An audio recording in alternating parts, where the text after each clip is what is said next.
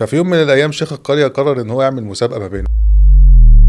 في مقولة كده بتقول إن الراجل مش زي الست والست مش زي الراجل، بس اللي محتاج يوضح إن الاختلاف ده ما بيقللش من قيمة أي حد فيهم. ومش هنروح بعيد، في قصة كده جميلة بحبها اسمها صندوق الراجل وشبكة الست. كان زمان في قرية من قرى الصعيد بتاعتنا، أهلنا في الصعيد شيخ قرية كان دايما بيتابع أخبار بلده ويشوف الناس بتتكلم في إيه. كان ملاحظ إن في واحد اسمه سامي بيحب واحدة في البلد اسمها لبنى، بس كان سامي ولبنى دايما بيتخانقوا. كل اللي شاغل تفكير سامي إن الراجل راجل والست ست، اللي أنا أعرف أعمله أنت ما تعرفيش تعمليه. كانش عنده فكرة إن الاتنين بيكملوا بعض. ففي يوم من الأيام شيخ القرية قرر إن هو يعمل مسابقه ما بينهم. قال له بص يا سامي، انا هديك صندوق تقيل، بس الصندوق التقيل ده عايزك تحافظ عليه، هتشيله من اول هنا لحد نقطه النهايه اللي هحددها لك. اوعى الصندوق ده يقع منك. وجه لبنى وقال لها انا هديكي شبكه مليانه كور، بس لازم تحافظي على الكور كلها، لو كوره واحده وقعت لازم تجيبيها لحد ما توصلي لخط النهايه. سامي شال الصندوق وكان كل همه ان هو يوصل بيه لحد خط النهايه. الصندوق كان تقيل وسامي كان عارف كده كويس. كان اي حد بينده عليه وهو في الطريق ما كانش بيرد عليه ولا كان بياخد باله منه اصلا. لبنى خدت شبكه الكور وهي ماشيه في طريقها بتاخد بالها من الناس اللي بتعدي، لو كوره وقعت بتجيبها على طول، لو حد نده عليها بترد لحد لما وصلت للنهايه. شيخ القريه يوميها قال لهم اهو ده الفرق الكبير بين الراجل والست. الست بتاخد بالها من كل التفاصيل، اي حاجه وقعت بتجيبها، اي حد بينده عليها بترد، كل ده وهي شايله الشبكه بتاعه الكور. الراجل كل همه وتركيزه ان هو يشيل الصندوق التقيل ومركز فيه بس لحد لما يوصل لخط النهايه. والست لازم تراعي الحكايه دي بقى في الراجل. الراجل محدد جدا، اما الست فتقدر تحط الاكل على النار وفي نفس الوقت تذاكر لاولادها وتكلم صاحبتها في التليفون. احنا كرجاله ابسط من كده بكتير، محددين جدا، وده ما بيقللش من قيمه اي حد، بل على العكس كل واحد وليه دور. الراجل بقى يقدر يتحمل ضغوط الحياه وضغوط العمل ويكمل لحد نقطه النهايه. مش لازم كلنا يكون عندنا نفس المهارات،